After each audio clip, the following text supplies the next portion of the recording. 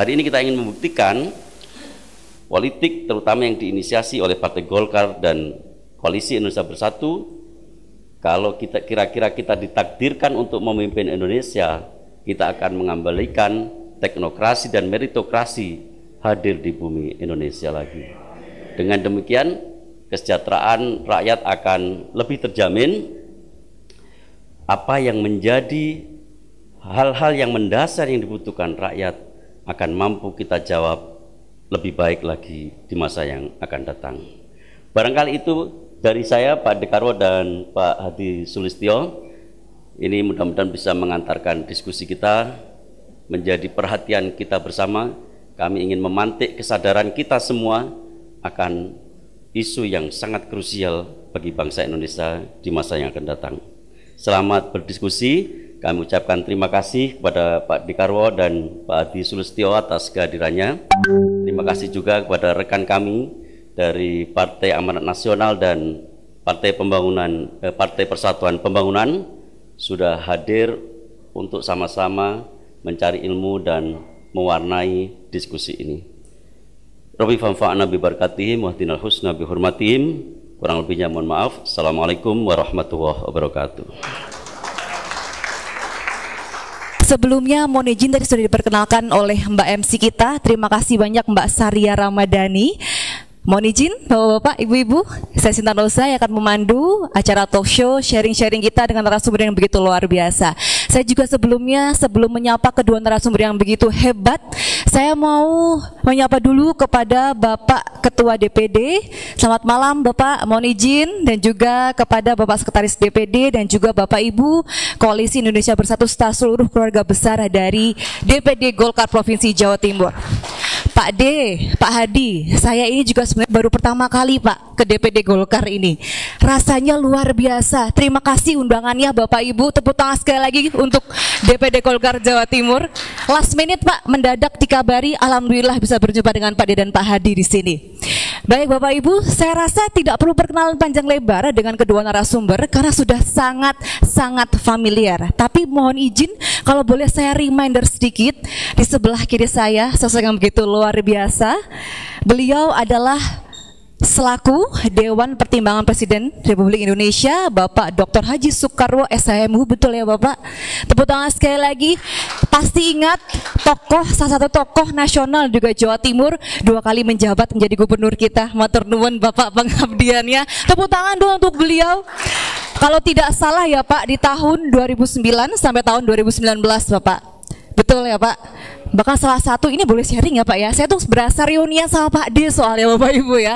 Di tahun 2014 salah satu momen bersejarah dalam hidup saya dinobatkan menjadi Raki Jawa Timur Pak. Ketika itu Bapak SBY hadir di Wilwatikta, Bapak yang memberikan gelar itu kepada saya. Terima kasih banyak Bapak. Dan sama-sama dari kota Madiun, Kabupaten Madiun. Jadi pas banget ya Pak ya. Matur nuwun rawuhipun Pak Sugeng, sehat selalu. Iya Bapak. Kumpul makanya.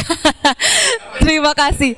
Iya, berkat Golkar nih Pak, saya diperjumpakan lagi dengan semuanya juga Pak Dekarwo. Matur nuwun, terima kasih.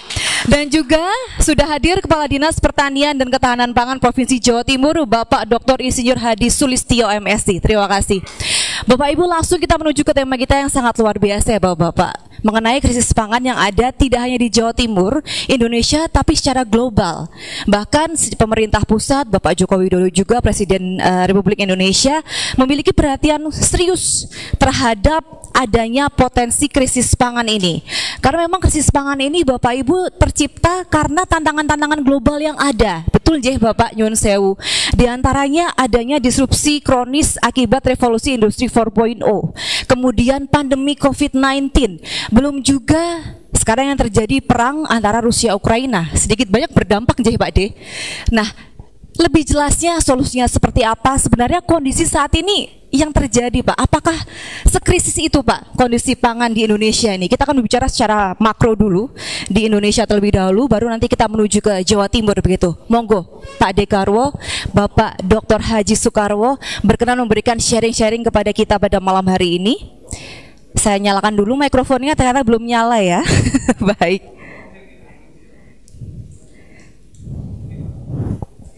Nyun sewu, monggo Bapak. Seperti seperti apa kondisi saat ini dan solusinya seperti apa? Kira nanti saya jelaskan Yeah. dengan data dan analisis. Nanti tidak ada datanya, nanti dikira saya ini tidur. Dikira abal-abal ya, Pak D. Yeah. Jadi akan ada slide yang akan disampaikan dari Pak Dekarwo. Oke, kalau begitu boleh rekan-rekan dari tim teknis bisa disampaikan slide-nya. Pak D boleh berkenan sambil berdiri atau lenggah, monggo. Silakan. Yang saya hormati seluruh pimpinan Partai Golkar dan yang hadir, yang saya hormati pimpinan dari Partai Persatuan Pembangunan, Rahmat Tersuci. Yang saya hormati dari pimpinan dari PAN, Partai Amanat Nasional. Saya kira ini semua sahabat-sahabat saya. Saya tahu persis, mungkin dia sudah lupa dan saya masih ingat.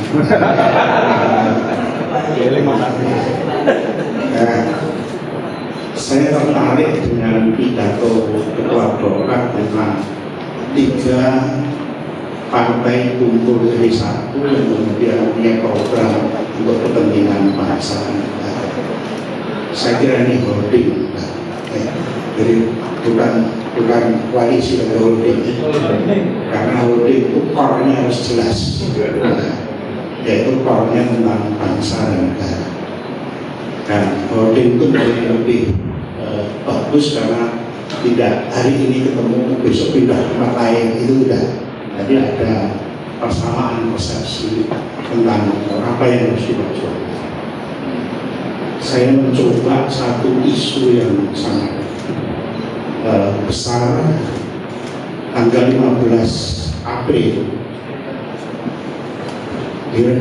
Direktur Pelaksana International Monetary Fund itu memberikan satu sinyalemen krisis besar, 1 tentang pangan, 2 tentang energi, 3 tentang keuangan.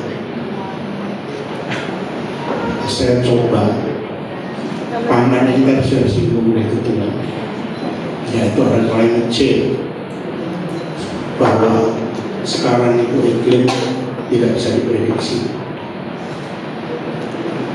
Kemudian masalah energi luar biasa ini, karena pertarungan di internasional sejak perang dagang Cina dan Amerika itu sudah dimulai dengan krisis energi. Yang ketiga itu masalah keuangan. Sekarang ini cash flow yang gede. Siapa yang punya uang adalah raja. Banyak orang punya uang tapi masih piutang, tapi belum menjadi cash flow.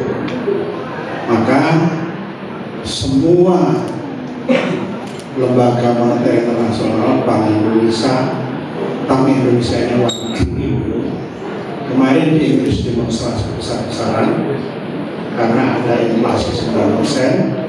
Harga naik semua, kebutuhan naik semua di Inggris. Kemudian berikutnya di Belgia, demonstrasi besar-besaran tentang pendapatan masyarakat turun. Ini dimulai dari negara kaya. Di Amerika sudah inflasi 8%. Saya kira ini satu sinyal penting. Terutama hari ini saya diminta untuk menyampaikan permasalahan pajak. Moderator,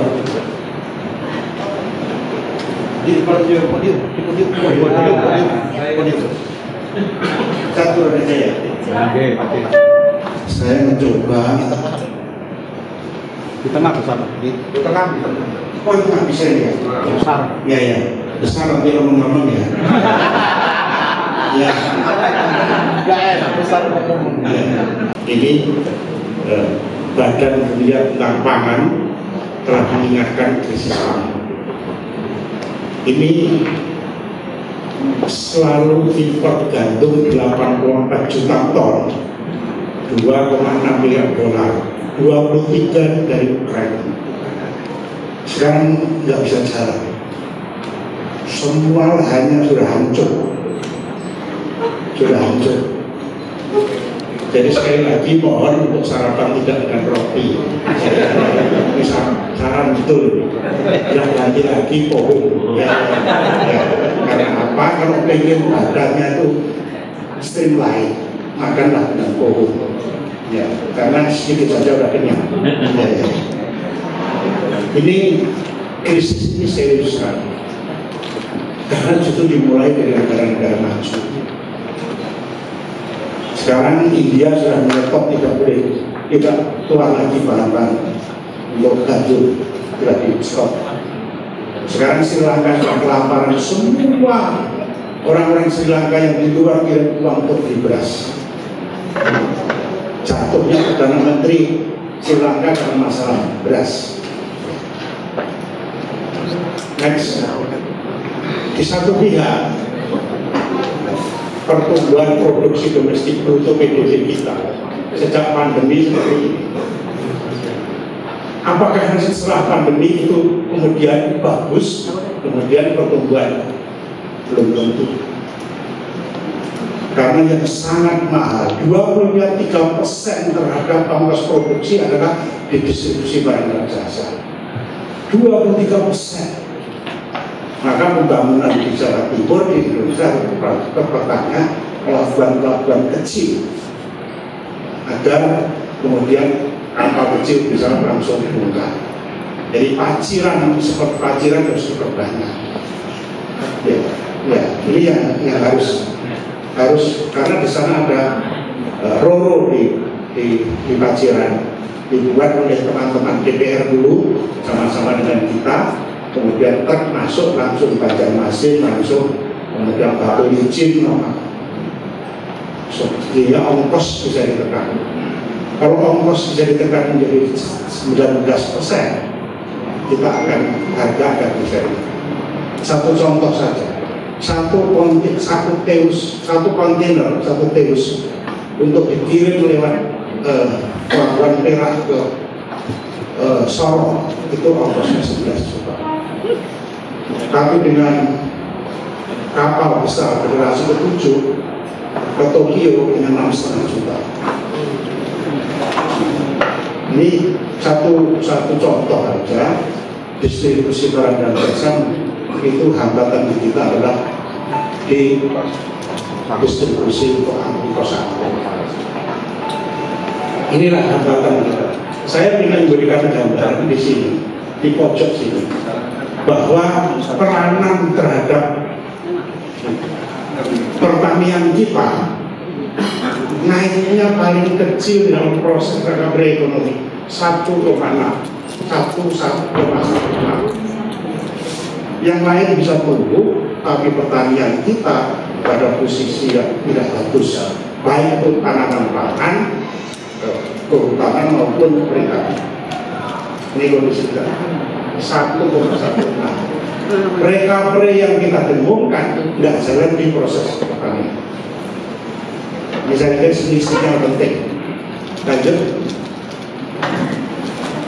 Saya hanya ingin mencoba perubahan PDB atau domestik bruto nasional itu tetap problem di pertanian jadi beban.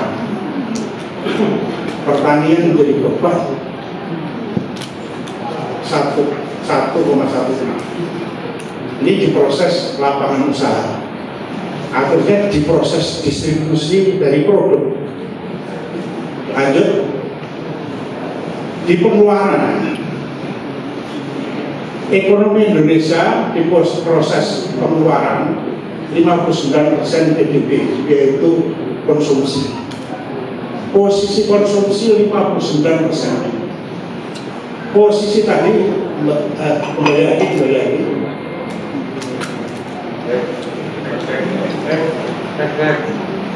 Ya, UMKM-nya pada posisi 60%. Kalau mau recovery ekonomi, ya di UMKM dan di konsumsi. Bagaimana caranya? Harus memberikan uangnya pemerintah, government spending kita harus di kelompok yang tidak berdaya, daya belinya rendah. Dan jangan sekali lagi sebaiknya CNT-nya, uang yang dibagi-bagi dikurangi, harus diganti dengan social safety atau paket karya. Itu menjadi harga diri terhadap perceraian menjadi meningkat. Ya betul, ini kata serius. Perceraian meningkat karena ekonomi. Mengapa? Karena suaminya nganggur, uangnya charity-nya Bu Risma dibagikan pada istri, bukan, jadi suaminya tetap nganggur. Dari situlah kemudian timbul perceraian. Ya, perceraian meningkat. Ya, kalau ya rondo ya pure ya.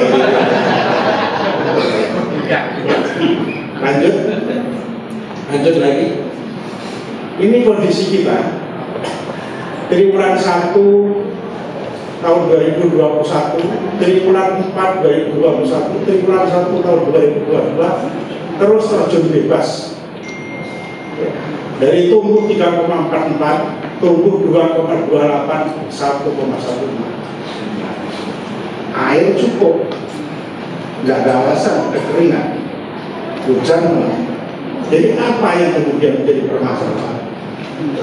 Sebetulnya hari Jumat kemarin kami ketemu ahli-ahli agronomi seluruh Indonesia, memberikan substitusi. Tolonglah satu mulai dipikirkan, karena 5,5 juta ada di Indonesia, dan ini luar biasa untuk empek-empek Palembang itu bukan beras tapi satu ya. Minggu satu kita nggak bisa kita berikan percaya.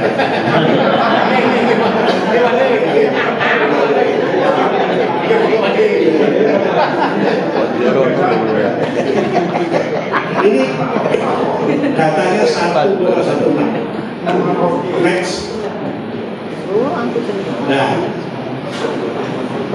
nilai tukar petani, agar nilai tukar petani indikator tingkat kesejahteraan petani lewat produk yang dihasilkan dibanding produk yang dibutuhkan dalam proses turun tinggal. Jadi kalau petani sekarang kalau 100 punya 8 gitu, tambah itu pun masih jadi masalah. Bagi karena apa? Kebutuhan rumah tangga petani itu tentang obat, tentang sekolah belum masuk di dalam konsep NTP. Ini kritikal saya terhadap NTP, nilai tukar petani. Ya. Kemudian ini ada nilai tukar usaha rumah tangga pertanian. Jadi ini kalau nilai tukar usaha rumah tangga pertanian itu naik, itu artinya misalkan NTP ini naik, ini malah turun. Kalau naik di sini itu mengurangi kemiskinan, tapi kalau turun di sini itu menambah kemiskinan. Jadi petanya seperti itu. Sebelum masuk materi kita pada posisi yang harus hati-hati. Makanya kalau makan itu menurut saya nasinya sedikit saja. Lauknya ya fotokopian itu juga. Ikan dapat dilihat aja. Ya. Lanjut. Ya, ini semua politisi di pendapat praksi semua berpeluang. Jadi berdiri beras produk kita 31.812.227 ton. Yang kita konsumsi 29.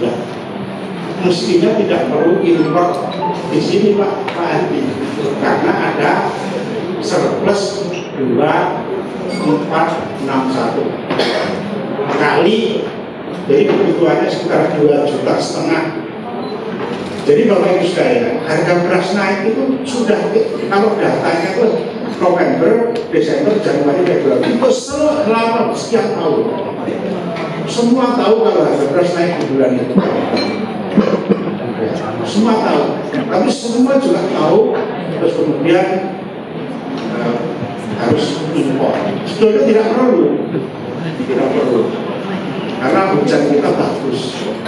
Oleh sebab itu di sini produksi ini, konsumsi ini, kelebihannya ini perlu 2,5 juta ton itu di Bulog harus ada.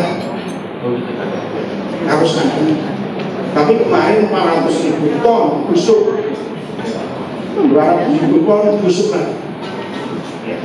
Ini yang harus betul-betul diaudit.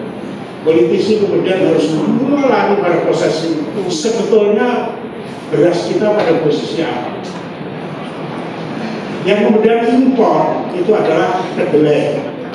Semua pengen tahu tempe, tapi tidak ada orang tanam kedelai karena hamanya itu sangat banyak sekali dan kemudian hasilnya sedikit.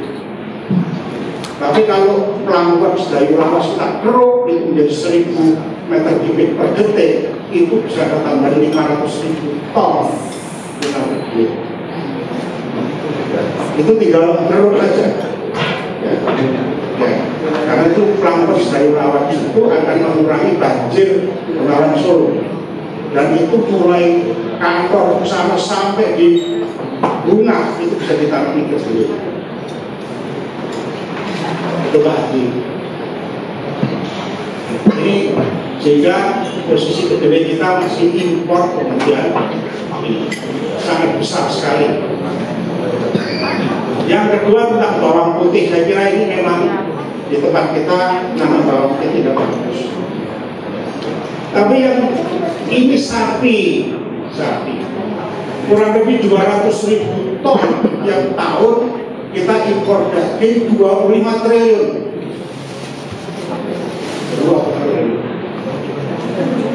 Sebagian besar untuk sapi bakalan didatangkan dari Australia. Pemiliknya orang Indonesia punya range di Australia.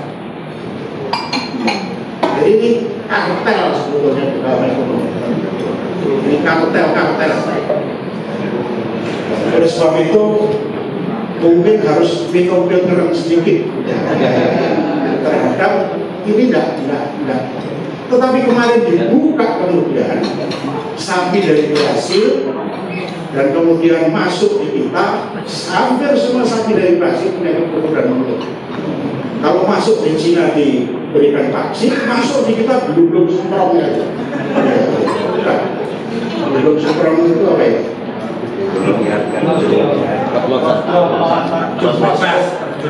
Enggak, belum itu orang menikah tidak bodoh, bodohnya semprong.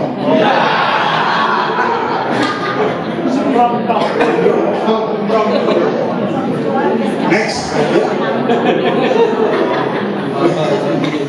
orang tertawa itu berarti senang. Ini perkembangan produksi padi di Indonesia. Rata-rata per hektarnya hanya 5,22. Kita pernah 6,2 ton per hektar. Ini kena apa? Ini yang kemudian harus cari betul. Jawa Timur masih 5,6 karena kasus berantas. Jadi didukung oleh mekanisme atau sistem pengairan yang baik.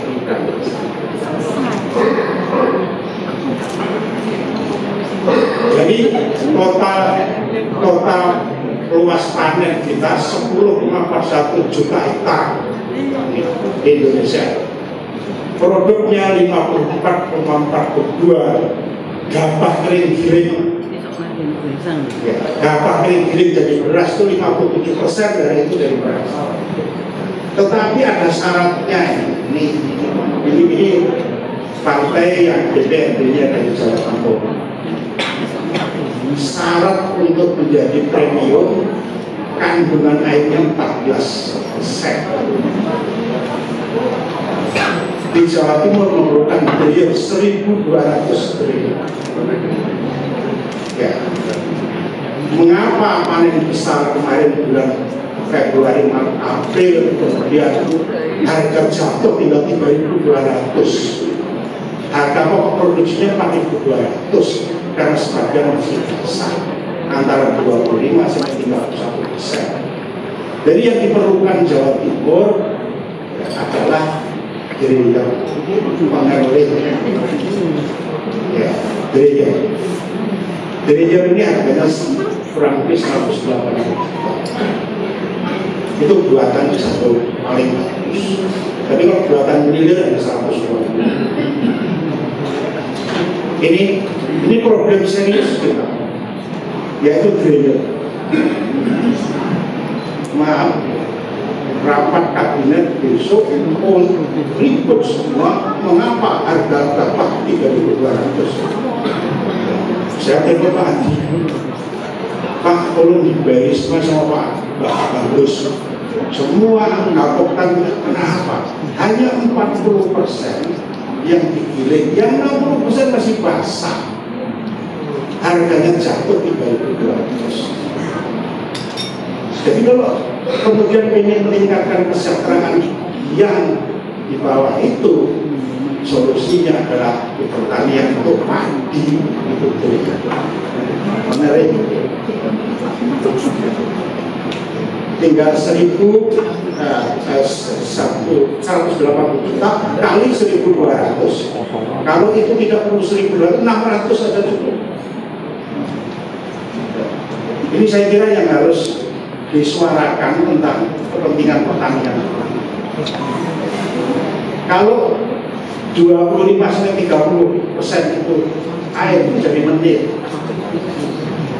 tapi kalau 14 jadi premium, harganya tidak berubah. Di pasar sudah 10.000 sampai 11.000 untuk premium.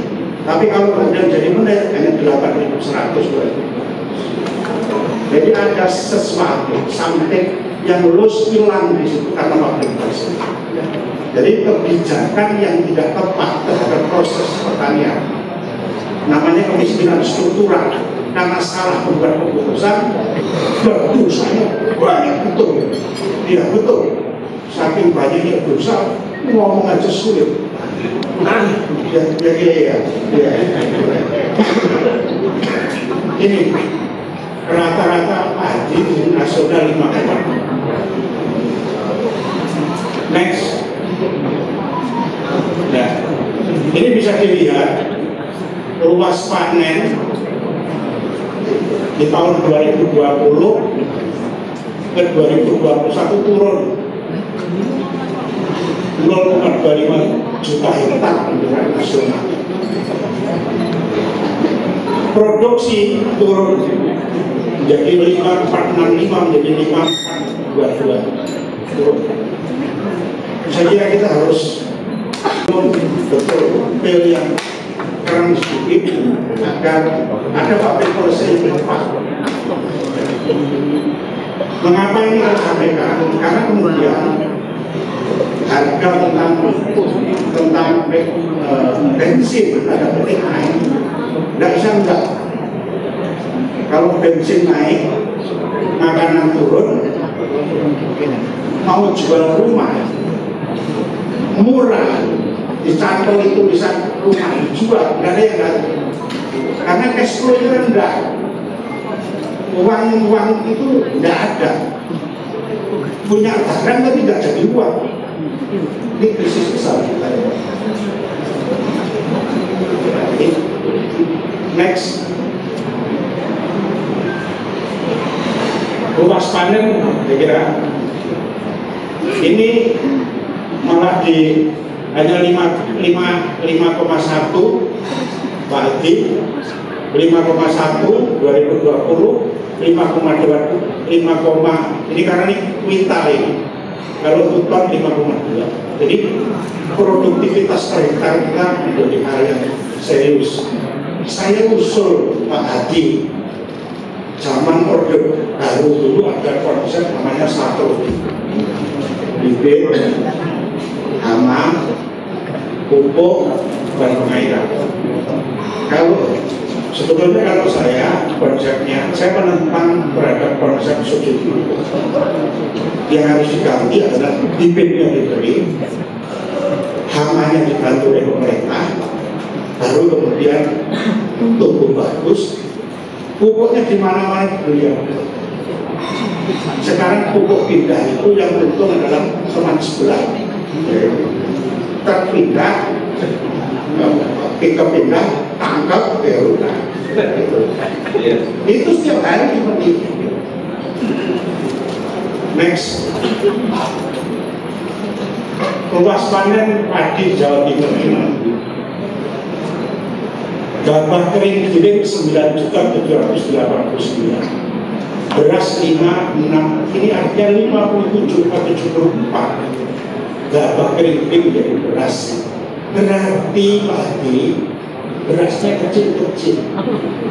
Masih ingat padi awal-awal padi jadi kepala dinas 63% gabah kering jadi beras. Mesti ada sesuatu. Berasnya kecil-kecil.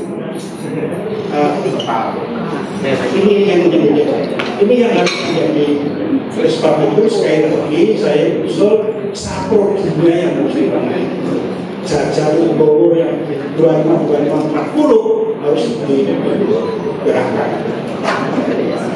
Jadi 25 terus 40. Ini yang menjadi pertanyaan kita adalah produktivitas kita jadi kecil.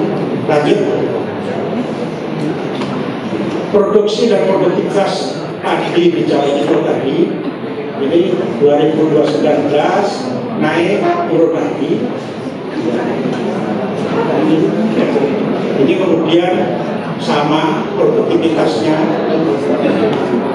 menjadi 5,6, masih lumayan di Jawa Timur karena apa? Sumbangan dari Berantas.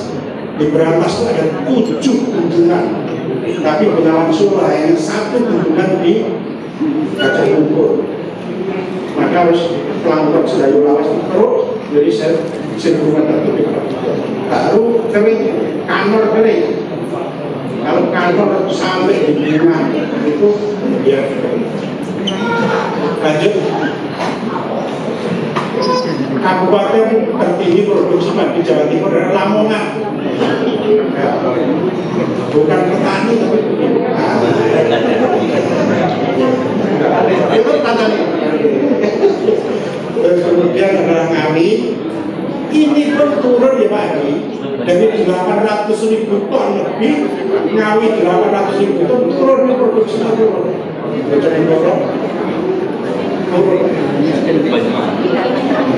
Lanjut, ini per daerah saya kira Banyuwangi dan sebagainya ini 38 kabupaten kota harus semua. Lanjut.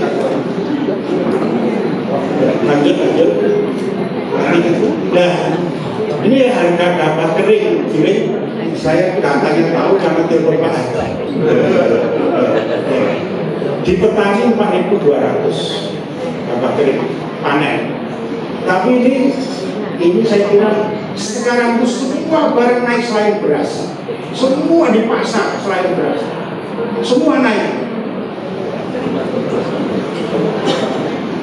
Penggilingan 4.300. Ini yang saya katakan di bulan Maret itu 3.200. Di bulan Juni 3.300.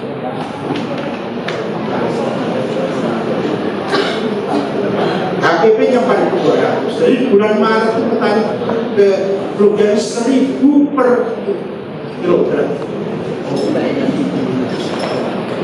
Sehingga ada petani yang Nganjuk datang ke tempat saya menulis permohonan suruh nyampaikan kepada Presiden. Saya sampaikan kepada Presiden. Pembelian pemerintah HPP-nya semua. Beras 8.300, beras medium ya Pak ya, medium. Premium itu beras yang Purnal. Rojo lele yang tidak dicampur. Nah,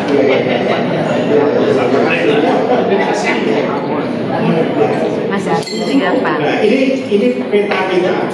Tapi ini harga sekarang. Tapi kalau bulan Maret sama bulan Juni itu satu basah.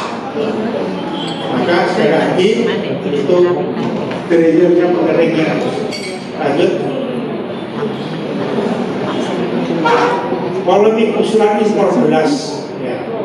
Pada bulan Maret yang telepon Pak Haji itu harganya 3.200. Datang ketemu di patennya aku daripada hidup. Ya. Itu sawahnya sewanya berapa?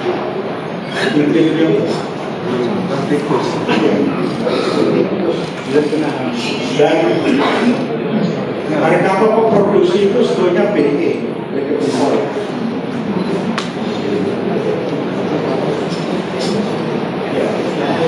Ini yang menjadi akhirnya data itu kita kirim, terus karena Menteri Perdagangan itu kalau impor, langsung Presiden buat pernyataan tidak impor secara berlanjut, baru merangkak 3.900. Pengalaman Bulog, saya kira ini Pak Ketua Golkar, Ketua P3, sama Ketua pimpinan Golkar, pimpinan P3, Pak Bulog ini untuk beli itu pinjam bank. Untuk membuat keputusan impor gula itu harus rapat dengan menteri. Kita pengalaman tahun 2016 ekspor kita perhiasan 4,16 miliar dari tahun 2065 triliun. Tahun 2017 Singapura dengan Dubai buat perjanjian teknya 0,0 tek. Keliling oleh biji anaknya Ridwan itu, dia hanya punya staf 3 orang untuk mengambil keputusan agar kita sama-sama zero tek ke Dubai. Hanya 3 orang. Hari pertama sudah diputus, hari kedua timnya pergi ke Dubai. Barang kita kemas berlian macam masuk Singapura dengan harga murah, turun gratis dengan 32 miliar. Jadi bilateral perjanjian antar negara itu menjadi sangat penting dan keputusan cepat itu sangat penting. Jadi sekali lagi biji itu hanya 2 hari ambil keputusan. Jadi mungkin juga struktur mengambil keputusan disederhanakan. Yang mulai dari kabupaten, kota, provinsi dan pengalaman Bulog ini juga Bulog itu pinjam uang kita. Usul kita sebenarnya Bulog itu menjadi operator diberikan uang 5 triliun oleh Menteri Uang, sehingga dia langsung bisa membeli pada saat panen raya. Kemudian ada triliun yang itu beras lah. Jawaban tidak jelas tapi penting. Jadi ini 2 contoh ini menandatangani perlunya Badan Pangan Nasional yang kuat. Lanjut. Ini peraturan Presiden nomor 6 2001 itu ada National Agency. Itu Badan Pangan Nasional yang dimasukkan dengan jenis pangan itu 9. Bukan padi lagi, bukan padi, jagung dan kedelai lagi, tapi beras, jagung, kedelai, gula, bawang, telur beras, daging ruminansia, daging beras, cabai. Beras halaman berapa? Cabai kita ini cukup. Ya. Saya lupa halamannya ya. yang produk-produk tadi yang jadi kita ini dibelah oleh Khatulistiwa. Kalau di sebelah selatan itu bukan, di sebelah utara itu berbeda. Nah ini datanya enggak. Jadi Menteri Pertahanan ini yang karena data itu kemudian yang bisa kemudian apakah keekonomian Lombok itu bisa ditarik kemudian bisa 313.000 ton. Lomboknya di bawah buruti sambil buruti ya. Ini yang saya kira ini hal yang tidak bagus karena harus ada data besar. Lanjut tadi Mas terus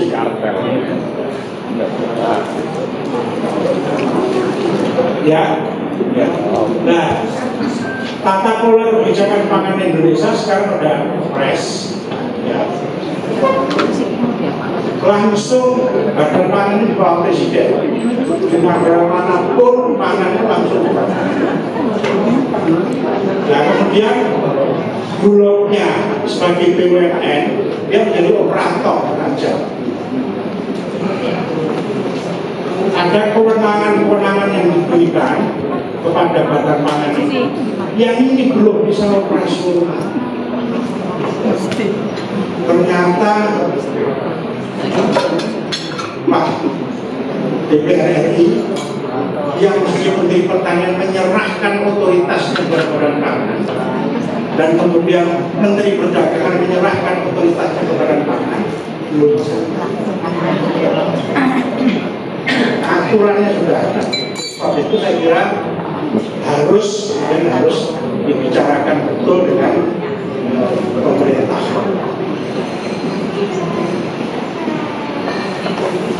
Jumlah petani di Jawa Timur itu 5,1 juta jumlahnya, 5,1 kakak.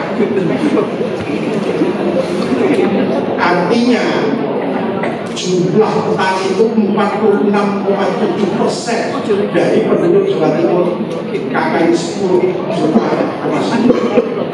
Tapi akan mendapatkan nilai hanya 11,5%. 11,5% harus dimakan 46,7. Berarti kemiskinan, baik itu kemiskinan struktural maupun kemiskinan kultural, semua di petani. Kalau pengen kampanye menang partainya, dia masuk di situ. Masuk di posisi petani. Ya dikumpulkan jasmasnya. Sudah dipotong, habis sudah habis. 60% dipotong, refocusing. Habis. Itu urusan panjenengan. Tapi kalau pengen partainya eksis, bagaimana mungkin 46,7 hanya dapat 11? Kemiskinan di sini. Pidato keluar ideologis. Kalau tidak masuk di posisi itu, tidak bisa. Akhirnya kelompok itu menjadi floating mass. Mestinya tidak ada dengan demokrasi floating mass. Ya, lanjut. Nah, sekarang badan pangan ini belum jalan, tapi petanya seperti ini peta jalan. Ya, ada 5. Ini ketua badan pangannya Mas Arif. Dulu PJ Gubernur DKI Pak Jarot ke Jawa Timur yang minta beras di Cipinang, tetapi yang gagal daging dari Lamongan yang kita punya RPH kelas internasional itu juga dibutuhkan diangkut dengan kereta api ke Jakarta. Dia nggak mau Pak Jarot tidak mau, tapi jelas kita kirim ke Jakarta. Ini sekarang juga Jadi direkturnya atau jadi pimpinannya Badan Pangan. Dulu di RRI Kajawali Nusantara. Jadi ini mengapa hari ini kita bicarakan beras? Karena sementara di Indonesia ini sejak tahun 1971 baik sagu, baik toko, baik itu semua sekarang makan beras. Sudah tidak lagi membicarakan kaplek, biwul, ongol, ada. Sekarang beras. Maka yang kita susahkan. Ini semua untuk pangan sebetulnya tadi 9. Lanjut. Ketahanan pangan yang mensejahterakan petani harus seperti apa? Peningkatan kesejahteraan petani melalui berbagai macam subsidi yang dapat sasaran sehingga yang tepat sasaran sehingga meningkatkan animus petani dalam bercocok. Jadi sekarang didorong memperluas untuk tebu, dia lebih baik tanah. Tebunya rendemnya tinggal 7,2. Karena rasturnya, suntennya itu sampai 7 kali. Sehingga sangat keras. BE-nya tebu 8,2. Jadi kita import gula luar biasa. Jawa Timur itu potensinya 800.000 ton. Dari potensi misalnya 1,5 juta ton. Kalau masih pakai tebu yang kemudian kandungan rendemennya tinggi, tinggal gembol keret yang bagus, tinggal malah yang paling proses, tinggal nih Kediri itu apa itu? Kadirjo, Santren sana, Santren Kediri. Ya. Oh ya. Yang bagus Kadirjo itu 9,2 tinggi. Ya. Oh katanya nggak punya tanaman tapi gulanya banyak. Ya karena apa? Karena gula rafinasi yang dulu kita stok, kita masukkan gudang, kita kunci, masuk di bebas. Jadi jatuh di kompetisi seperti itu. Dalam pangan yang kalah efisiensi itu harus ditolong. Jangan dibiarkan. Ada 31. Yang kedua, peraturan yang mendukung perkembangan sektor pangan. Saya kira ini peraturan harus dibaca lokal-lokal. Ada Perda Tembakau Pamekasan, Perda tentang sapi putih. Perusahaan yang mendapat penugasan impor Bapak-Peng diminta untuk segera membuat program. Nah ini belum ketemu sekarang antara Menteri Pertanian, Menteri Perdagangan dengan Badan Pangan belum ketemu. Tapi sebelumnya sudah ketemu robotnya itu berbeda berapa? 3.313.000 ton. Bungkus. Tapi busuk. Penguatan BUMN bergerak di sektor pangan. Saya kira ini ada program yang menarik dan tanpa subsidi. Subsidinya subsidi pupuk, hanya program makmur. Itu kemudian subsidinya di bibit, subsidinya di HAMA, OPT, Organisasi Pengembangan Tanaman, subsidinya kemudian bagi pupuk. Ini kemudian dialihkan. Setiap bibitnya cari yang bagus. Jangan yang sering, jangan. Ya. Jangan. Ya, karena yang sayang itu begitu tumbuh, kakinya nggak tumbuh, rumput yang tumbuh. Saraswati. Penguatan BUMN yang bergerak di sektor pangan, saya kira berangkat dari pikiran itu maka holding harus fokus pada Pak. Hari ini kita melihat holding Golkar, holding P3, holding PAN untuk Pak-nya ya bagus ini Pak. Ya, belum Pak, yang mana? Jadi holdingnya ini bagus, saya kira bentuk baru yang membuat bisa orang lain. Bagus itu. Ya, bagus itu. Dalam rangka. Dalam rangkanya titik-titik. Saya kira lanjut. Saya kira itu yang ingin saya provokasi, terutama di Jawa Timur produktivitas 5,6, kita kan pernah 6,1 ya Pak. Menurut Pak Haji pernah 6,1 produktivitas kita. Asal tadi untuk Pak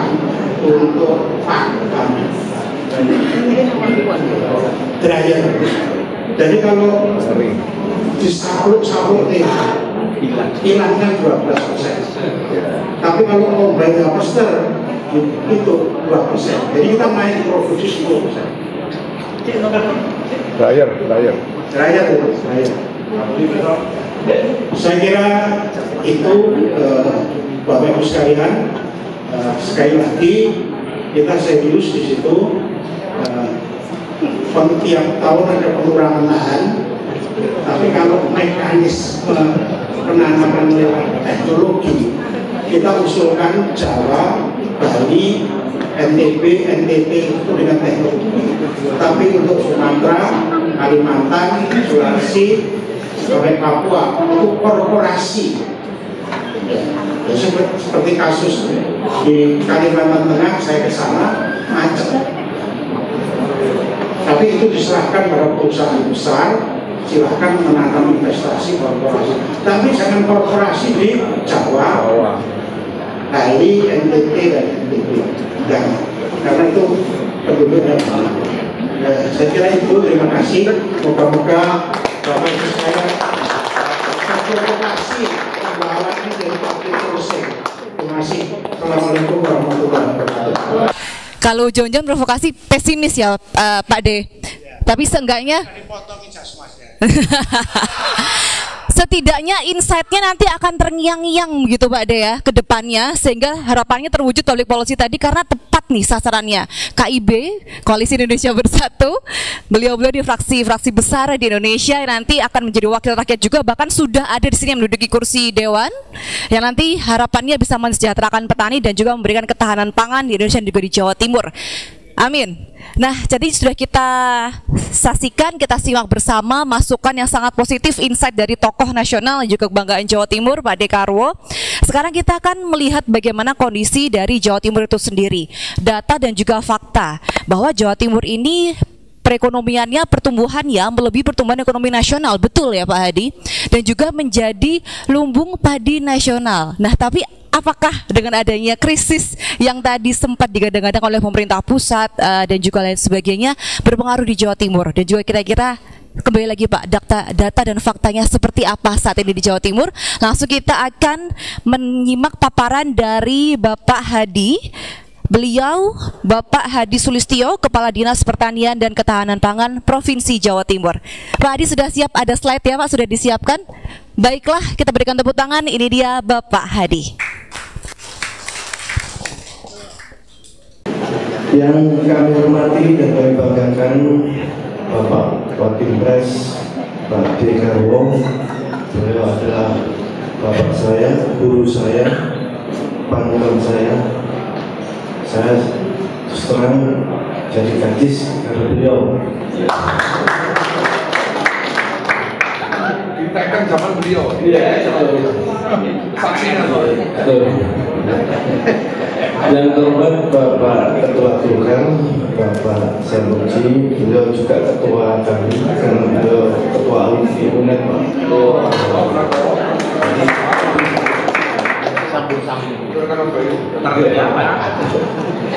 Yang terhormat Ibu Bapak pengurus Partai Golkar, yang terhormat Bapak Ibu dari KIB, yang hadir pada malam hari ini. Terus terang mungkin semuanya sudah sampaikan, jadi saya nggak perlu banyak-banyak karena beliau serang sangat menguasai di segala lini termasuk di pertanian. Ibu bapak sekalian saya hormati, perlu kita ketahui bahwa sektor pertanian ini merupakan komoditi yang paling tangguh di saat pandemi COVID kemarin. Semuanya sudah kolab, tapi pertanian tetap bisa eksis untuk bisa menyumbang pada negara.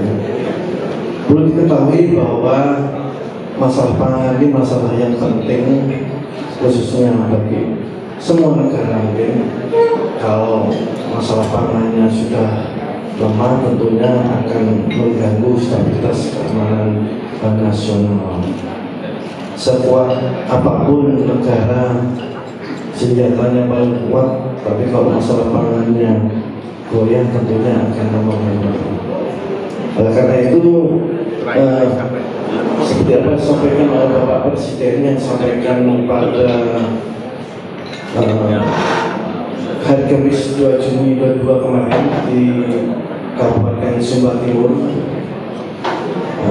di mana perlu adanya rencana besar dalam menghadapi ancaman tersebut, di mana salah satunya adalah melalui memanfaatkan alternatif bahan pangan. Terus terang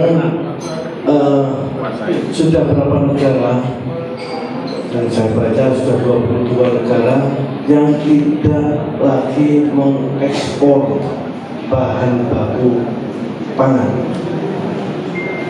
Nah, ini yang harus kita hadapi bersama. Seperti contoh bahan baku pupuk, itu banyak yang harus impor dari negara-negara yang sekarang lagi bergejolak. Kemudian kita lihat bersama bahwa penduduk Indonesia sudah mencapai 255 juta orang. Jadi kita ini urutan keempat setelah Amerika, India, dan Cina. Nanti diperkirakan 2050 bisa menembus angka 300 juta. Nah, ini harus kita waspadai bahwa hampir 40% dari luas persawahan yang ada sebesar 8,1 juta hektar terkonsentrasi di Pulau Jawa, dan luas Jawa hanya 7% dari luas dataran Indonesia sebesar 181 juta hektar. Ini perlu diketahui bahwa luas lahan di Jawa Timur ini tiap tahun menurun, karena perlu diketahui ada di mana? Baru ada 15 kabupaten yang menerapkan perda LP2B. Upload story hashtag nama yang aku tulis itu ya. Ini kalau kabupaten-kabupaten tidak segera dibaca, maka lahan pertanian lambat laun akan berkurang, karena perda LP2B-nya belum diterbitkan. Kami melalui surat gubernur sudah mengirim ke kabupaten-kabupaten untuk segera membuat perda LP2B, karena ini penting. Kalau dibiarkan akan berkurangnya lahan pertanian yang produktif. Ini baru 15 kabupaten yang sudah membuat. Kemudian kita lihat seperti yang tadi sampaikan Pak D, bahwa Jawa Timur ini produksi beras tertinggi di Indonesia. Sejak tahun 2019 kemarin kita di ranking nomor 1 sampai saat ini 9,7 juta ton GKG. Ini yang patut kita syukuri, dan itu diakui oleh Bapak Menteri bahwa kita ini produksi beras Jawa Timur tidak dikonsumsi oleh masyarakat Jawa Timur sendiri, tapi juga dikonsumsi oleh 16 provinsi di luar Jawa Timur. Ini sejak zamannya Pak Jokowi sudah.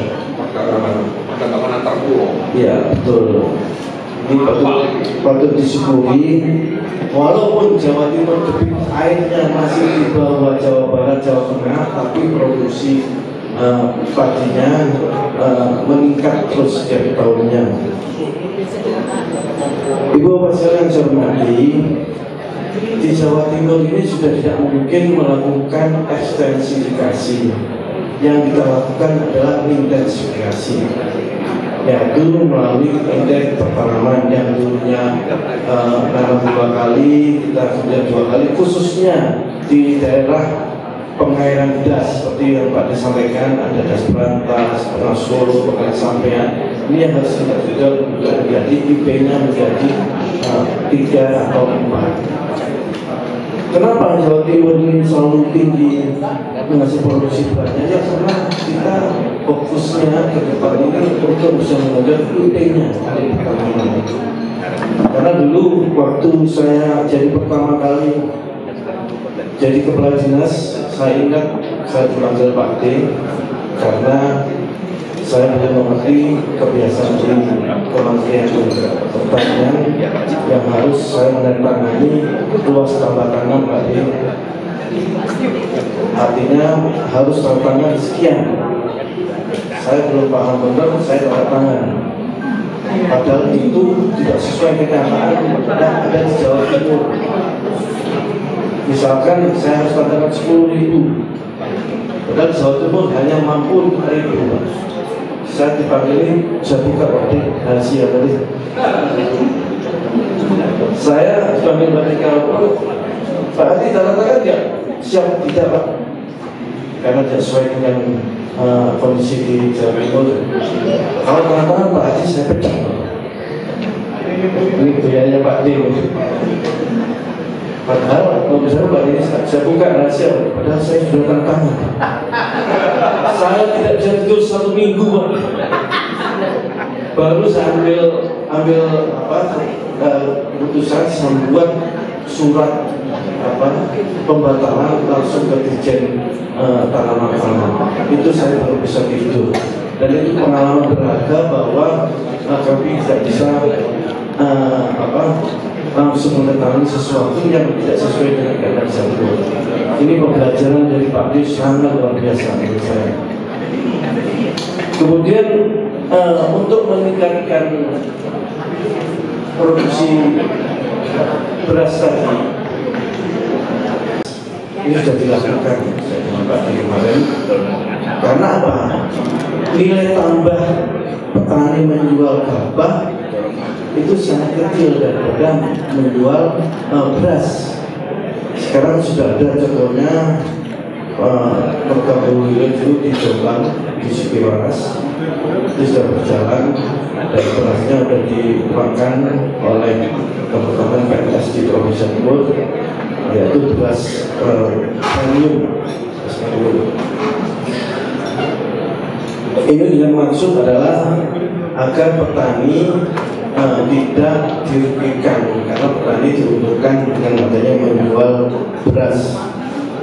Perlu diketahui bahwa seperti disampaikan tadi, bahwa produksi padi di Jawa Timur ini sejak tahun 2019 itu sebesar 9,5 juta ton gabah kering, kemudian 2020 9,9 juta ton gabah kering, dan 2021 9,9 juta ton. Dan ini kontribusi terhadap nasional Jawa Timur ini 18,20%. Ini cukup besar untuk tingkat nasional. Begitupun juga komoditi-komoditi yang lain. Jawa Timur ini semua komoditi ada surplus kecuali 2 yang Pak Tita disampaikan, bahwa putih dan kedelai. Kenapa? Karena 2 komoditi itu masuk tanaman subtropis. Jadi kalau diupayakan di Jawa Timur dan seluruh Indonesia, pertama kosnya tinggi, kedua hama penyakit yang sampai Pak Tadi lebih besar dari tanaman padi, sehingga petani ini enggan karena volumenya sangat kecil. Namun kami sebagai pembina tentunya akan terus memberikan edukasi terhadap petani bahwa produk lokal ini adalah sangat bagus untuk dikonsumsi daripada produk impor. Baik, kita lanjutkan slide 14. Berdasarkan Undang-Undang Nomor 18 Tahun 2012 tentang pangan, disebutkan di situ bahwa penyelenggara pangan bertujuan untuk meningkatkan kemampuan memproduksi pangan secara mandiri, menyediakan pangan yang beraneka dan memenuhi persyaratan keamanan dan mutu, gizi dan kondisi masyarakat. Ini sudah dituangkan dalam undang-undang, dan tentunya kalau kita lihat di mana konsep kedaulatan pangan ini berbasis pada petani dan nelayan, sedangkan ketahanan pangan berbasis pada mekanisme pasar. Tentunya Jawa Timur ini bukan ketahanan pangan lagi, tapi sudah kita berlimpah produksi pangan, khususnya beras.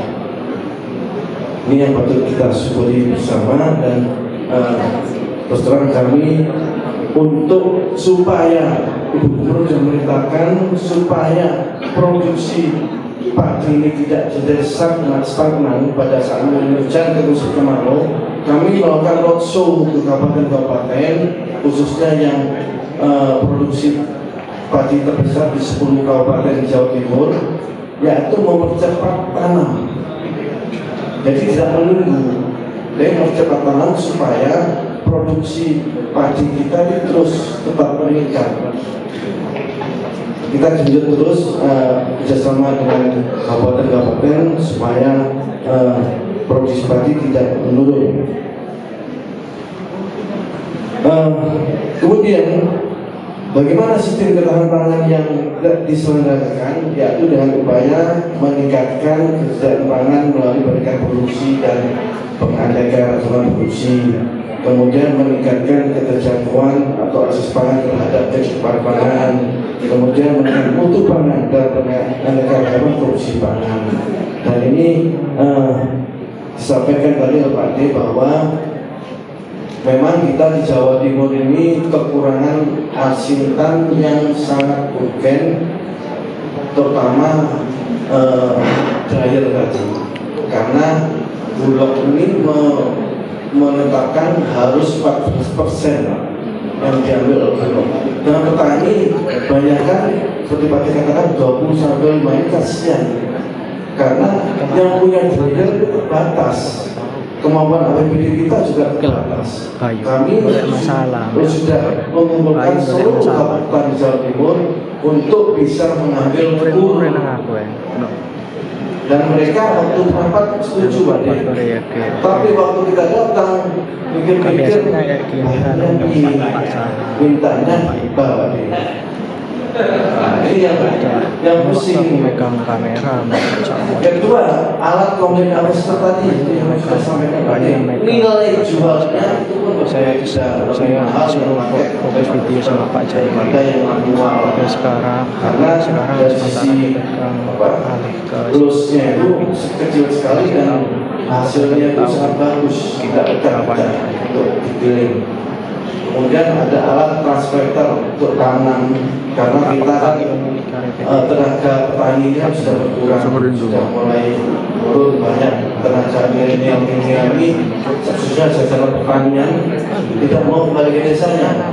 Jadi kami punya program untuk coba ke fakultas yang punya fakultas pertaniannya. Kami di situ memberikan kuliah umum bahwa kaum milenial jangan ragu menjadi petani, karena jadi petani ini kalau dikelola dengan baik menjadi kaya, karena mahasiswanya tenaga ototnya yang dipakai, mereka bisa bersama dengan kawan-kawan di desa yang sebenarnya sewa. Ini yang kami masuk di perguruan tinggi maupun SMK pertanian.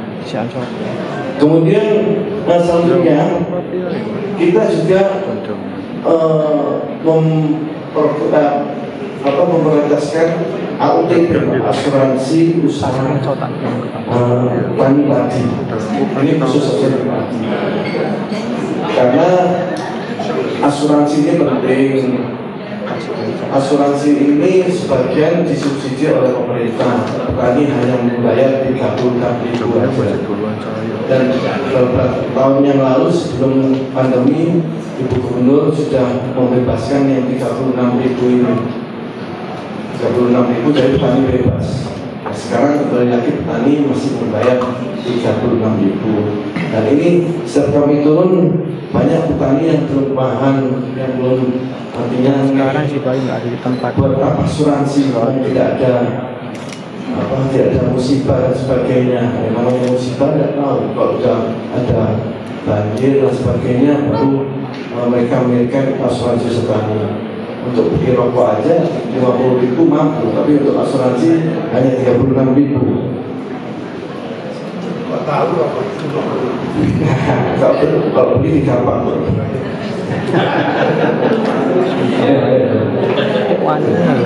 Saya nggak bisa nggak jadi ada pegangan saya. Kemudian bagaimana strategi mempertahankan lapangan yang berada di Jawa Timur? Jadi kita melakukan yang pertama mengoptimalkan seluruh lahan pertanian di Jawa Timur. Kemudian menjaga petani tetap berproduksi dengan cara berinvestasi sarana dan prasarana pertanian. Kemudian memanfaatkan teknologi baik untuk beli maupun mekanisme, kemudian melakukan antisipasi terhadap perubahan iklim yang saat ini terjadi, iklim yang tidak menentu ini sangat merugikan para petani. Kita harus mensupport, dan kami di pertanian sudah siap obat-obatan apabila terjadi hama penyakit di daerah. Maka kami akan memberikan bantuan obat-obatan untuk bisa segera teratasi. Saya kira itu yang perlu kami sampaikan dalam diskusi yang cukup berbahagia ini untuk bisa kita sukseskan dalam diskusi nanti. Mungkin ada tanya jawab, kami bisa akan memberikan jawaban. Dan tentunya ini yang perlu kami minta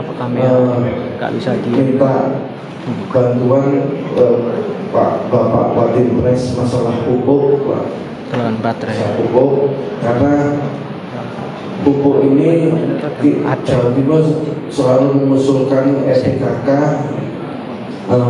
sesuai permintaan petani, Bapak, tapi selalu diturunkan tidak sesuai dengan permintaan, Pak, sehingga kebutuhan di lapangan sangat dibutuhkan sekali. Dan antisipasinya itu kami sudah pakai pupuk pupuk organik. Jadi itu antisipasi, dan kami juga punya program yang namanya MTS, Pak, manajemen tanaman sehat. Di situ menggunakan semua seperti pakan refugia, pupuk organik, Pak, kemudian burung hantu, Pak. Ya, mudah-mudahan rumahnya tetap terjaga. Nanti takutnya tinggal hantunya, Pak. Jadi kami sudah pantau terus, Pak, untuk pertemuan MTS itu, supaya petani tidak ketergantungan dengan pupuk bersubsidi. Saya kira demikian, kurang lebihnya saya mohon maaf. Wassalamualaikum warahmatullahi wabarakatuh. Benar ya, bisa dipus ya nanti ya. Ada mau disampaikan Pak Adi, mungkin silakan.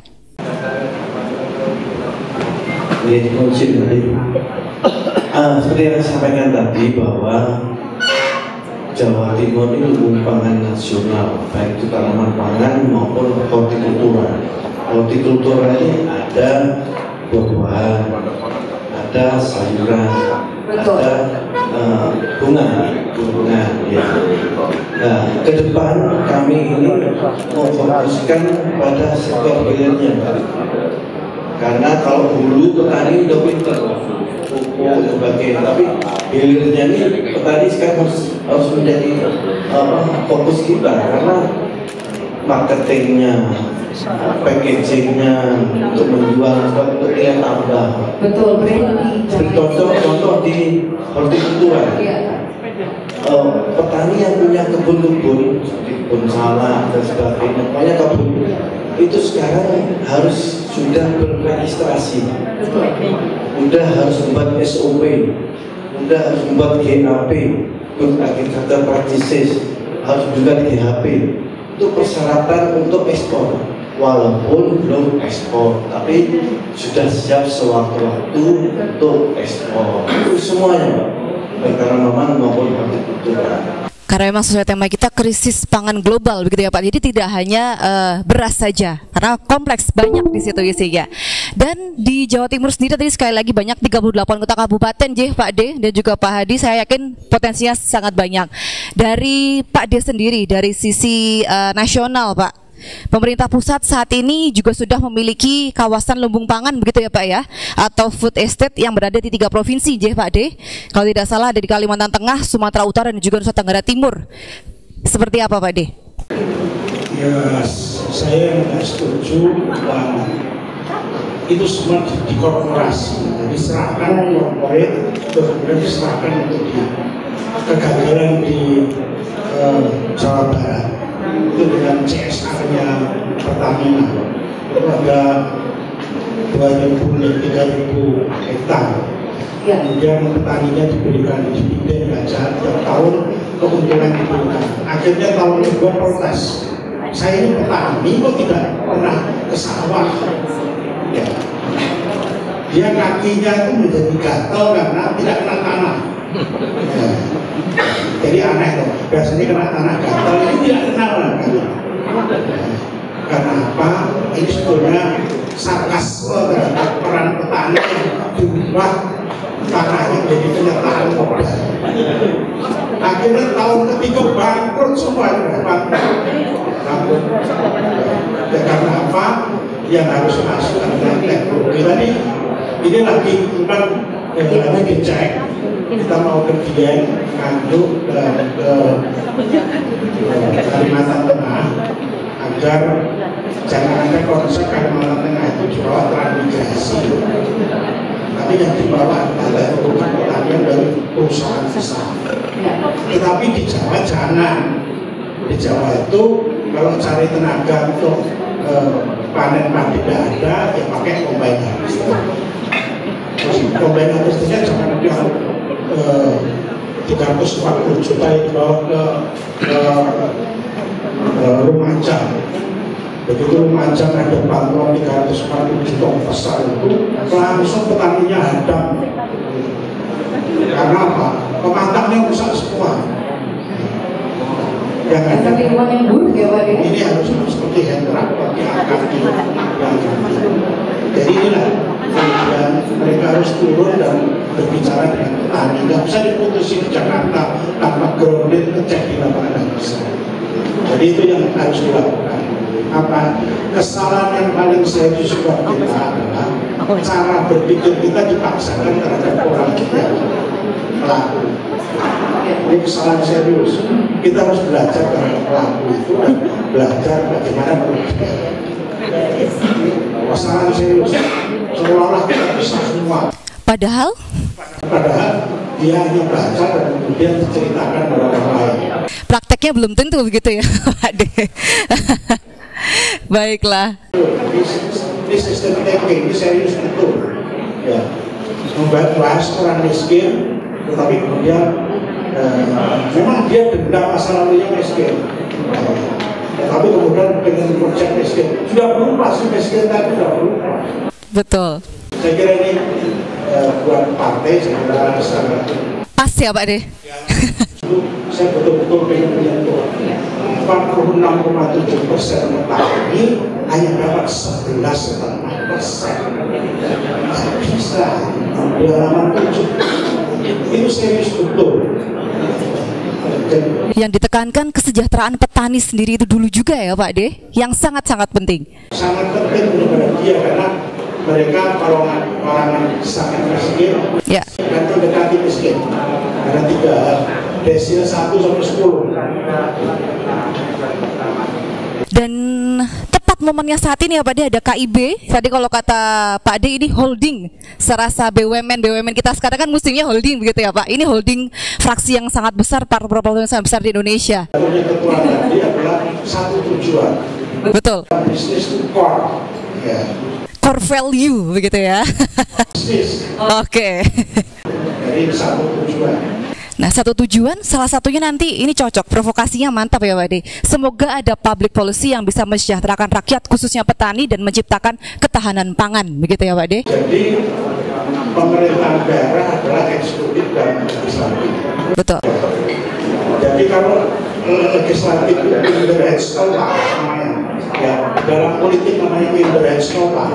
Ya, dia membuat modal untuk tidak berpendapat. Karena dia itu yang mendapat politik, ya, nggak bisa, APBD tidak bisa diputus dan sebagainya. Siap, matur nuwun Pak De. Ya, ada lagi. Provokasi. Betul. Pokoknya hari ini memang tugasnya Pak De provokasi ya Bapak Ibu ya, provokasi yang positif tentunya untuk mencapai ketahanan pangan dan juga mensejahterakan petani khususnya di Jawa Timur. Pak De, Pak Hadi, saya izin menuju ke audiens, saya ingin membuka pertanyaan. Kita buka untuk 3 sesi pertanyaan terlebih dahulu kepada Bapak Ibu. Oke, 1, 2, 3, banyak ya langsung. Oke, meja tengah dulu boleh ya Pak De, Pak Hadi? Oh, sudah ada mikrofonnya. Baik, saya sudah yakin tadi yang ini pasti mau bertanya, udah semangat banget soalnya Bapak Ibu ya.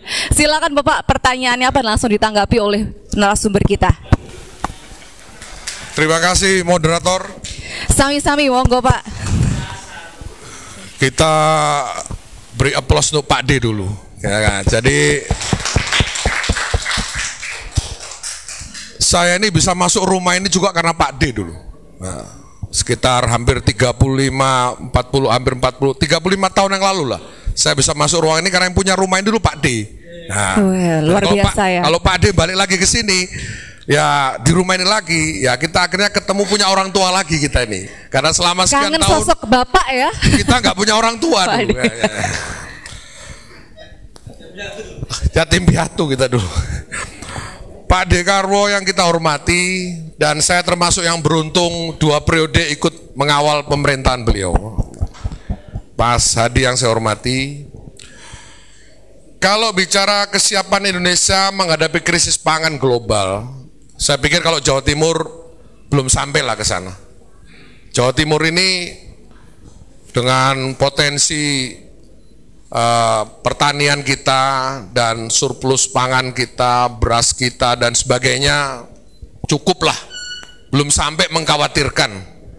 Saya yakin Pak Kepala Dinas Pertanian ini juga kerjanya nggak terlalu berat juga sebenarnya, karena hanya sebagai pendamping, mediasi, dan nggak terlalu sulit lah Jawa Timur. Saya yakin tidak sesulit wilayah di luar Pulau Jawa.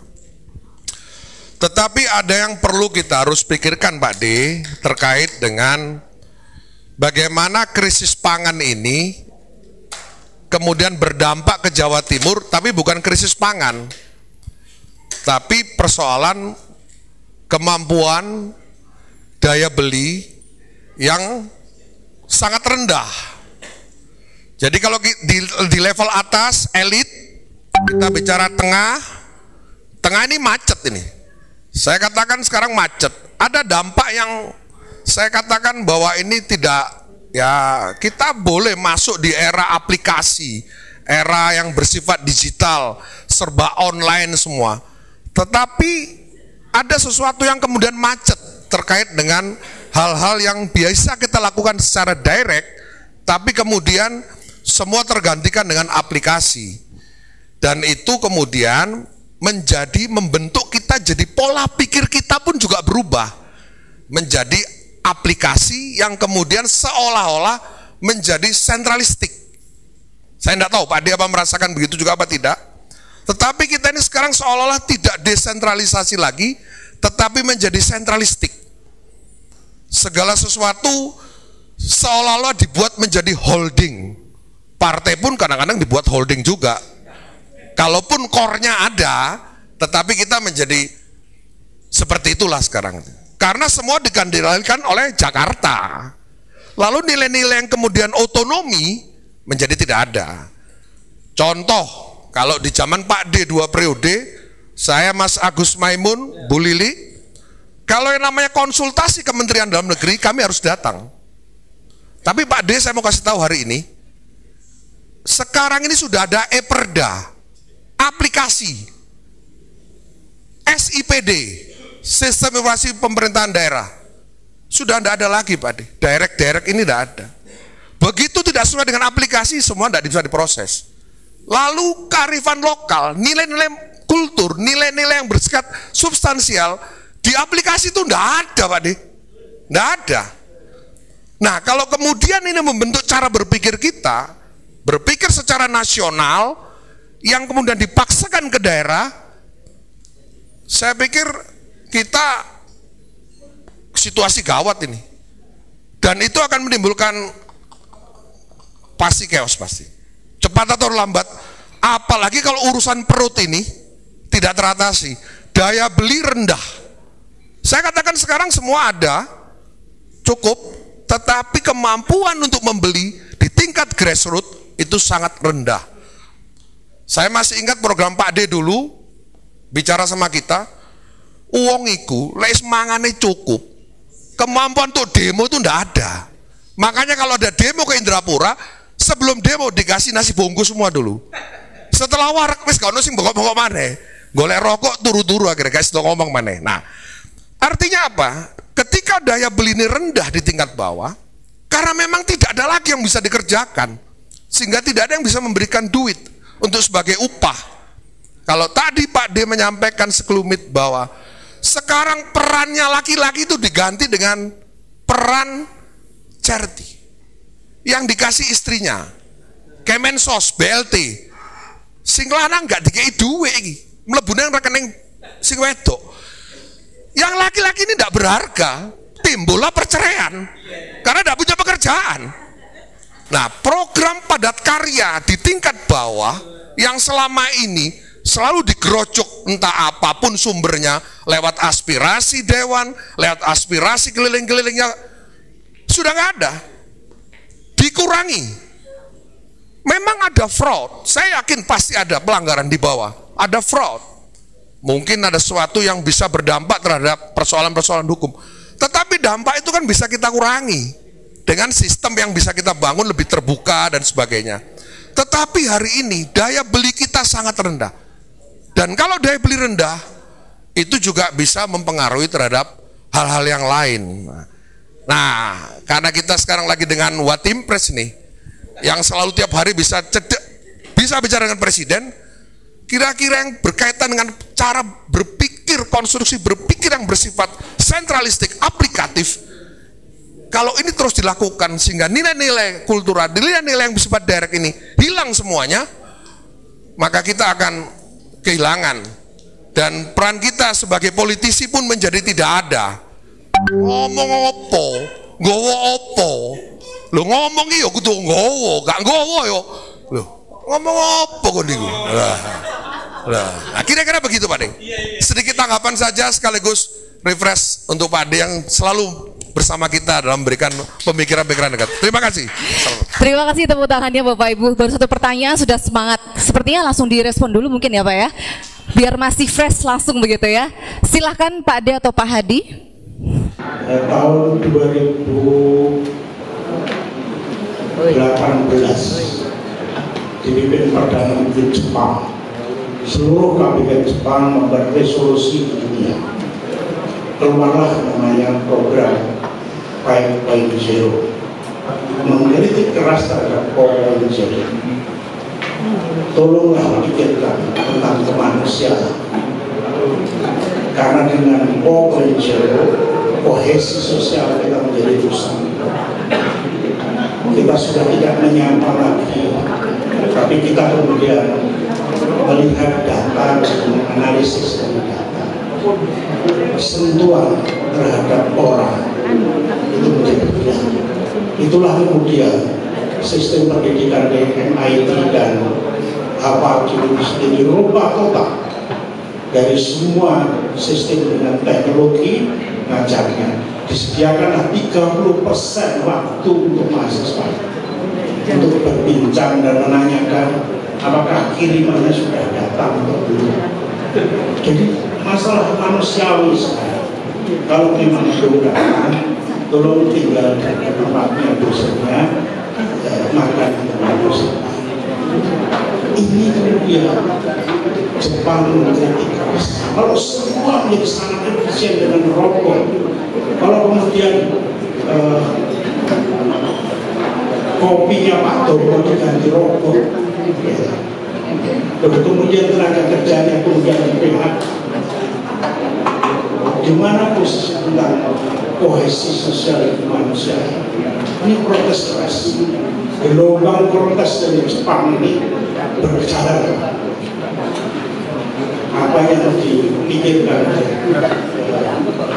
para pimpinan partai seperti itu, saya kira harus tanda petik shock diberi pemberontakan, harus tidak setuju dengan konsep itu. Loh, iya. Nah, ini bukan diam itu berpendapat, ini tidak diam, punya konsep. Kalau ini terus bagaimana? Ini terlalu gandrung terhadap efisiensi. Efisiensi itu musuh laten tentang keadilan. Efisiensi itu musuh laten tentang keadilan. Kalau kita ngomong efisiensi, tidak adil. Tidak adil. Di satu pihak, seperti yang disampaikan oleh pimpinan DPRD provinsi,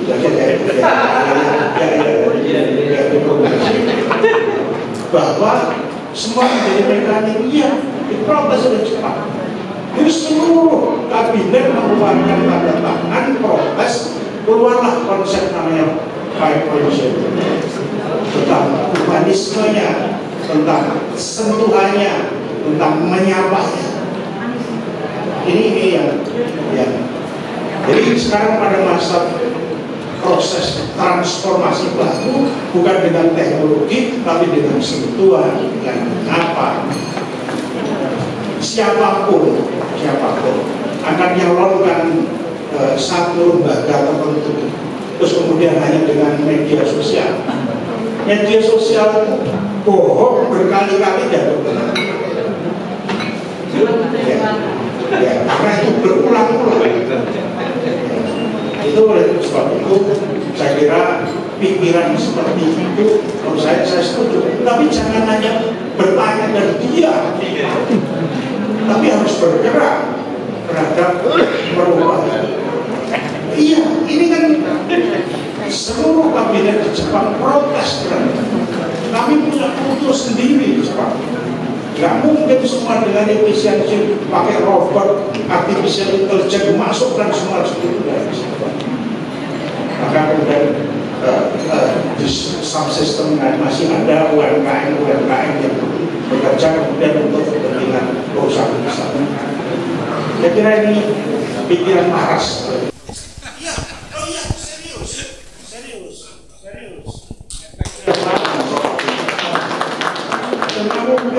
Seseorang yang melakukan touch, tidak turun, tidak menyapa, tidak akan saya kira kohesi sosial itu pada posisinya tidak bagus. Saya setuju pertanyaan, tapi saya berikan contoh 2 tempat di pendidikan tinggi dan kemudian di kabinet Jepang baru tahun 2018.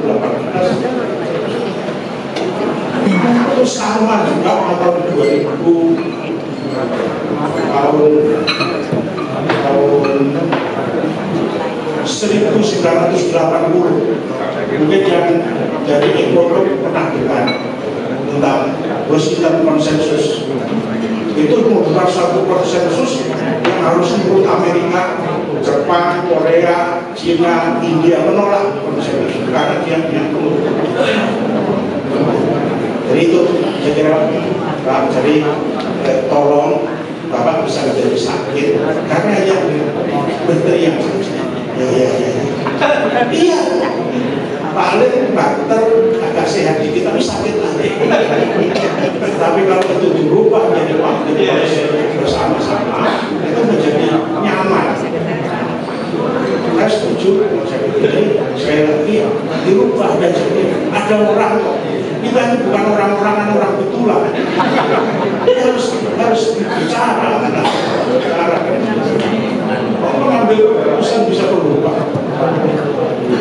Kalau dari pasangan. Saya kira itu ya nanti pada saat ada connection, itu janji membuat kontrak. Ya. Saya kira itu. Terima kasih. Apalagi ya Pak, Indonesia ini terkenal masyarakatnya yang sangat berbudaya, sopan santun, bekerja sama. Bagaimana kok tidak langsung face to face begitu ya Pak? Rasanya ada yang kurang ya Bapak Ibu. Apa Bapak? Oh iya, ada yang mau bertanya. Sudah ngantri banyak Pak De, Pak Hadi. Pak Hadi mau ditambahin atau sudah cukup? Cukup ya. Kita membuka pertanyaan karena sebentar ya. Sebentar. Sisi kiri dulu karena ini kita KIB Pak. Ada biru, kuning dan hijau. Kita ke biru terlebih dahulu dari PAN. Perkenalan Bapak dan pertanyaannya apa. Setelah itu kita ke sisi sebelah kanan Bapak. Terima kasih. Ya.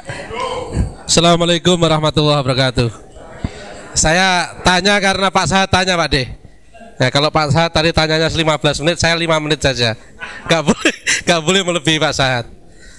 Dan sudah pada kesimpulan Pak Sahat itu ternyata semakin kritis kalau kena refocusing. Ya, iya, kena Perpres 33 malah kritis. Pak D, Pak Hadi, terima kasih.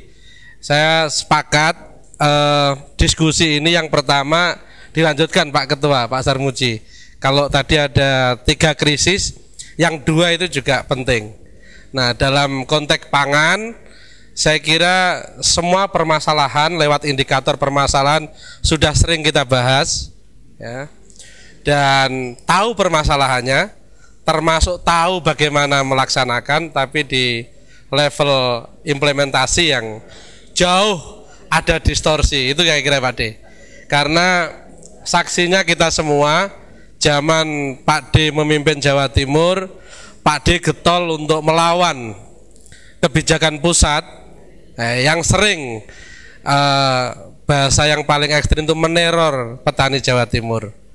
Contoh misalkan adanya kebijakan ekspor buah-buahan yang itu masuk di Pelabuhan Perak, Pak D langsung turun tangan dengan provinsi Jawa, dengan DPRD Jawa Timur untuk mengalihkan impor pangan yang turun di Jawa Timur. Ya, yang kedua, saya kira amal jariah kita semua, Jawa Timur dalam konteks tebu, ya, karena Jawa Timur itu ikonnya adalah surplus gula, tebu. Jadi kita sudah pernah melahirkan perda rendemen dan hablur. Saya kira itu satu-satunya perda di Indonesia, dan itu amal jariahnya Pak D dan kita semua. Nah, tetapi dalam pelaksanaannya, kalau kita lihat secara sistematis, pemerintah pusat punya kebijakan yang justru bertentangan dengan apa yang kita lakukan lewat perda. Isi atau konten perda itu untuk menguatkan dan menjadi berdaulat petani tebu, tetapi dengan munculnya kebijakan-kebijakan pusat justru menghancurkan petani tebu. Nah, itu akhirnya banyak Pak D lahan tebu itu yang sekarang berubah menjadi kafe, ya, tidak lagi menjadi lahan tebu karena udah putus asa petani-petaninya. Nah, alat ukur keputusasaan generasi berikutnya ini saya kira justru menjadi ancaman kita. Kalau dari sisi pertanian, saya kira Jawa Timur selain 2 komoditas yang disebutkan Pak Hadi, kedelai dan bawang putih, saya kira semua produktivitasnya surplus. Dari sisi produktivitas maupun kuantitas, Jawa Timur sudah memberikan surplus bagi pangan nasional. Nah, pertanyaannya ketika ini nanti dimasukkan dalam kebijakan politiknya KIP, di sisi mana kira-kira ruang itu? Karena saya melihat justru produktivitas itu tidak berbanding lurus dengan kesejahteraan petani, yang akhirnya dipaksa kayak apapun generasi muda nggak mau lagi bertani, Pak D. Nah, inilah yang saya kira masuknya ruang holding KIP ini juga harus di ruang itu. Ini kalau perlu malam ini rekomendasinya itu Pak, jangan refocusing aja Pak. Jadi rekomendasi ini penting untuk disampaikan menjadi kebijakan nasional, karena seringkali nasional itu kalau Pak D tadi menyambungkan dengan 4.0, nasional itu 4.0, Jawa Timur sudah 5.0. Ada sentuhan-sentuhan humanis yang kita masukkan di dalam ketahanan pangan atau kedaulatan pangan. Yang terakhir untuk Pak Hadi, saya kira karena pertanian ini urusan pilihan bagi provinsi, saya sering berkelakar Pak D. Jangan-jangan subsidi dari kementerian, dari dinas provinsi dan dari kabupaten itu kalau ditotal melampaui angka produktivitas petani. Akhirnya petani jadi malas untuk bertani, tapi cukup untuk nadongi itu di Indonesia kan nadongi lah kira-kira. Bantuan dari pemerintah pusat sampai dengan kabupaten. Nah, saya kira Jawa Timur perlu membuat roadmap atau peta jalan kalau kita ingin serius untuk menangani pertanian secara masif. Terima kasih. Wassalamualaikum warahmatullahi wabarakatuh. Waalaikumsalam warahmatullahi wabarakatuh. Terima kasih. Langsung sekalian ya. Saya lebih tertarik mengarah ke rekomendasi. Ya. Rekomendasi KIB. Supaya KIB ini tidak semakin membuat mereka itu resah dan gelisah. Saya akan lebih menohok kepada rekomendasi terkait dengan krisis pangan global, yang itu akan menjadi rekomendasi KIB Jawa Timur, sehingga koalisi KIB ini tidak hanya berbicara tentang politik, tapi juga kerja-kerja pembangunan dan isu-isu yang menarik untuk kita kawal, sehingga koalisi ini menjadi awet ya. Tidak mudah bubar. Saya kira itu Pak Dekarwo, saya kira bisa memberikan banyak rekomendasi apa yang harus kami kawal seperti itu ya. Ya, saya kira itu. Ya, to the point ya Pak. Kira-kira Pak De, rekomendasi apa yang harus dikawal dari KIB ini? Tepuk tangan. Langsung dicatat dan langsung diajukan ya setelah ini sepertinya. Monggo Pak De. Pak Hadi juga nanti silakan setelah ini. Saya kira apa ini saya dapat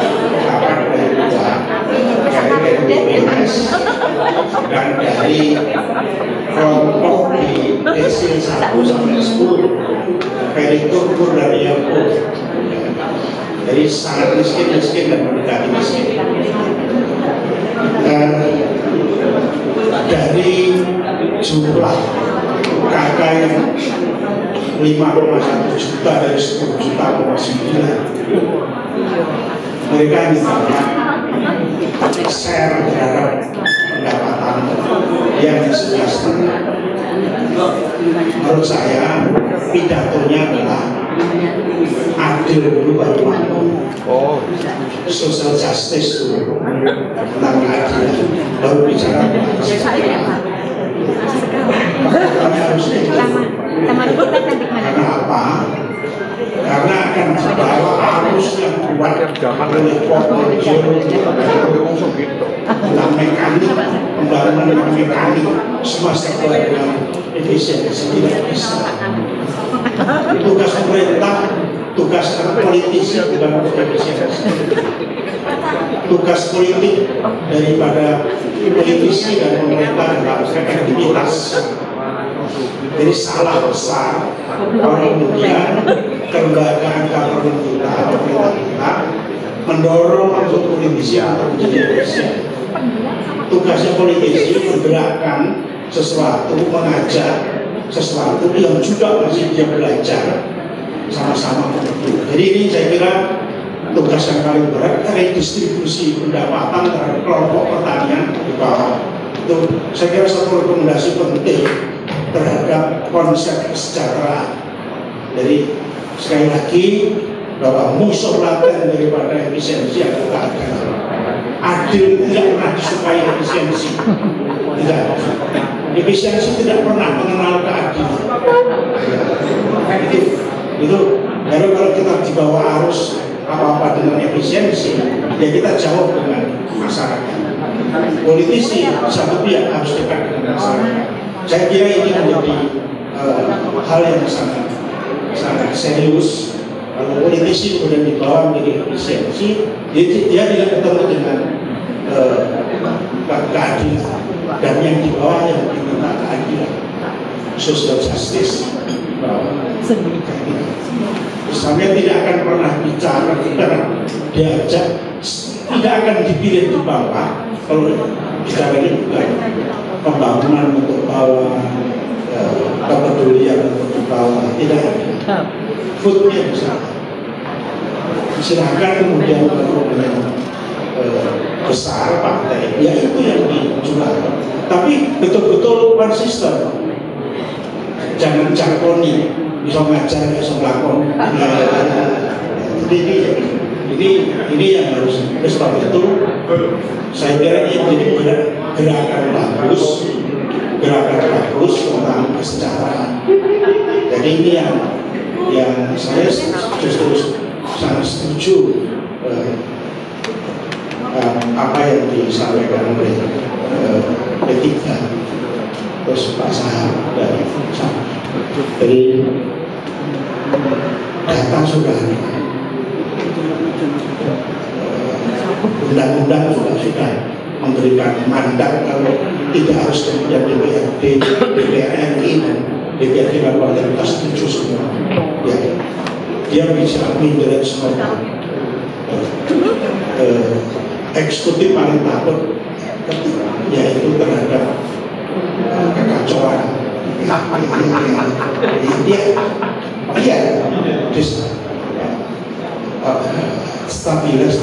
Stabilisasi yang diinginkan, stabilitas itu menakutkan. Ada yang angkat tangan yang 2-3 aja itu ributnya sudah, karena dia tidak di zona nyaman lagi. Jadi tidak.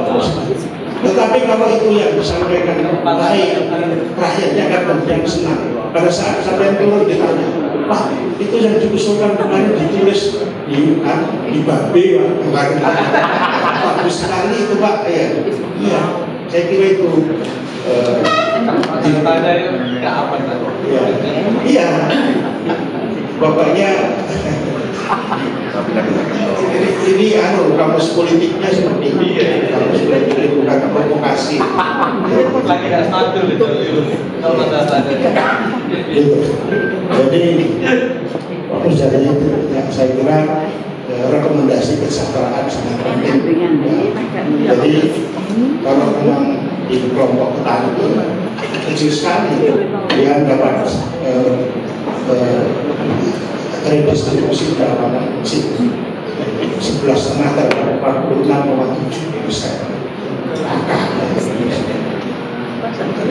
Saya kira semua sudah tahu, tapi saya disuruh bicara.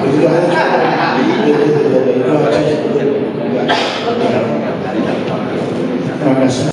Oke, sampun Pak De, matur nuwun. Pak Hadi, monggo. Hadi, saya koreksi sedikit ya. Mengapa Jawa Timur bisa terus? Karena kemudian pertandingan, karena Jawa Barat masuk 42% terhadap industri. Ya, jadi kekurangan lahan untuk industri.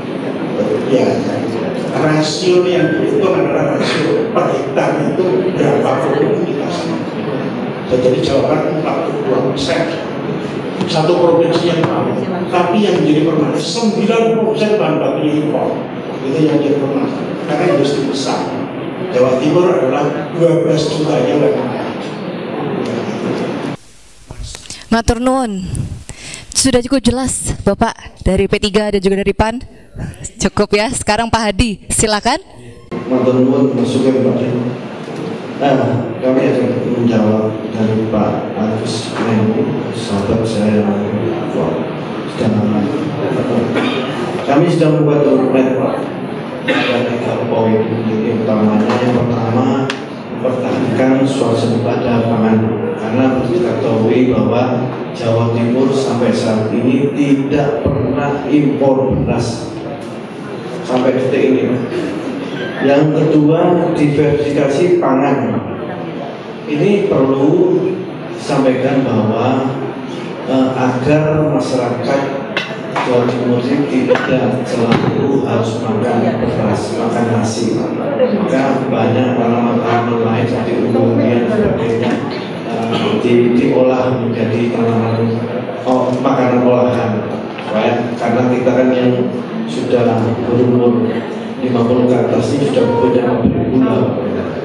Karena itu ya sedikit mengurangi nasi putih khususnya. Kemudian ketiga, memfasilitasi kesejahteraan petani seperti yang sudah disampaikan Pak tadi. Apapun yang kita lakukan, kalau kita tidak mensejahterakan petani, maka kegiatan kita tidak ada manfaatnya. Kemudian berikutnya dalam rangka pembangunan pertanian yang berdaya saing, tentunya saya punya 7 UPT Pak di Dinas Pertanian. Itu harus melakukan inovasi-inovasi yang bisa bermanfaat bagi para petani. Sebagai contoh kecil, ada inovasi ngerengat air ngerengat. Dibuat judulnya yang menarik. Padahal itu kita memantau serangga, kapan naiknya, kapan turunnya. Ini udah kami ciptakan inovasi seperti itu contoh. Dan kami tiap tahun selalu alhamdulillah dapat penghargaan untuk inovasi-inovasi itu. Ya, itulah satu-satunya untuk bisa menggerakkan para petani ini supaya berinovasi. Dan kita pionirnya harus memberikan contoh pada petani. Demikian, terima kasih. Terima kasih Pak Adi. Pak Dekarwo mau ditambahkan. Bagus. Jadi fokusnya terhadap redistribusi pendapatan adalah hulu dan hilirnya di pertanian. Jangan kemudian terbang ke tempat lain. Ya, pada saat Gobel masuk di Mojokerto, kita minta agar jangan beli gabah kering panen dan gabah, silakan beli gabah kering giling. Ya, kita membuat perjanjian dengan Gobel. Ya, jadi gapoktan itu oleh perbankan, setidak-tidaknya oleh Bank Jatim dan Bank UMKM, jadikan suatu lembaga. Karena problemnya gapoktan belum jadi lembaga. Ya, maka kemudian kalau memberikan hulu hilir, tolong bendaharawannya itu petugas bank, jangan diberikan pada gapoktan. Itu kemudian dia akan membeli sesuatu. Kalau terubah konsepnya hulu sama hilirnya itu proses di pertanian, setiap 300 hektar untuk satu gapoktan itu bisa 500 juta 50 ya, 180 triliun. Terus kemudian 200 lebih sedikit itu adalah RMI-nya khusus untuk premium. Packaging hampanya sekitar 110, jadi 500 juta itu sudah masuk pada proses nilai tambah. Bayangkan kalau kemudian belum ada triliun lagi 8.300, kalau kemudian jadi premium sudah 11.500, nilai tambahnya di situ. Kalau pengen bagus, usaha sendiri biar dicontoh sama petani. Iya betul. Jadi kalau Sinagro tidak pernah dagang apapun sebelum besar, mesti dagang pertanian, baru kemudian dia dagang yang lain setelah itu. Karena tidak pernah rugi, tidak pernah rugi. Jadi kalau musim panen harganya katakanlah 3.900, sebentar lagi bulan Agustus sudah 4.300, 4.500. Saya kira itu gambaran. Terima kasih Pak Dekarwo, Pak Hadi. Saya yakin kalau saya tawarkan bertanya lagi pasti masih banyak ya dari Bapak Ibu semuanya. Tapi karena masih ada kegiatan atau agenda berikutnya, Pak Ketua, Pak Sekretaris, boleh ya kita akhiri dulu untuk sesi ini. Siap. Pak, mohon izin menyampaikan closing statement, harapan atau juga mungkin pesan dan kesan kepada narasumber kita spesial Pak Dekarwo. Semuanya juga, silakan Bapak. Terima kasih moderator, Pak Dekarwo dan Mas Hadi Sulistyo yang saya hormati, rekan-rekan yang berbahagia. Kira-kira tahun 73 itu James Scott itu menulis Pak De tentang moral ekonomi petani. Dia bahkan mencuplik tentang Clifford Geertz yang mengatakan petani Indonesia itu sebenarnya etika subsisten saja. Mereka bekerja itu berpenghasilan hanya bertahan hidup saja. Tahun 73 James J. Scott sudah mengatakan begitu. Saya pikir dunia akan berubah, petani akan lebih sejahtera, negara akan lebih berpihak pada petani. Tapi hari ini kira-kira data yang disampaikan oleh Pak Dekarwo tadi membuka mata kita bahwa 46,7% petani hanya mendapatkan 11,5% distribusi kesejahteraan, kira-kira itulah. Itu artinya ada tugas negara yang belum selesai, ada janji negara yang belum ditunaikan khusus untuk sektor pertanian dan petani kita. Tugas kita semua, tugas partai, tugas legislatif, tugas pemerintah termasuk pemerintah daerah untuk menyambut data tadi itu dengan langkah yang konkret sebagai masukan bagi pengambilan kebijakan untuk kita supaya petani kita lebih berdaya, lebih sejahtera dan ketahanan pangan kita lebih terjamin. Terima kasih masukannya Pak Dekarwo dan Mas Hadi Sulistyo. Mudah-mudahan acara ini bisa kita teruskan dengan topik-topik yang lebih menarik dan topik-topik yang memang penting untuk kita angkat sebagai bagian dari pengambilan kebijakan publik kita.